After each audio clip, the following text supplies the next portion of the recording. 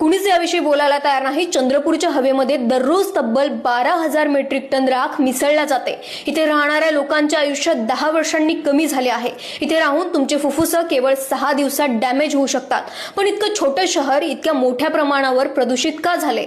या छोट्याशा चंद्रपूरला घेरून तब्बल 36 कोळसा खाणी आहेत। त्यामुळे इथे दररोज तब्बल 45,000 मेट्रिक टन कोळसा जाळला जातो आणि त्याचा हजारो मेट्रिक टन राख ही हवेत फेकली जाते।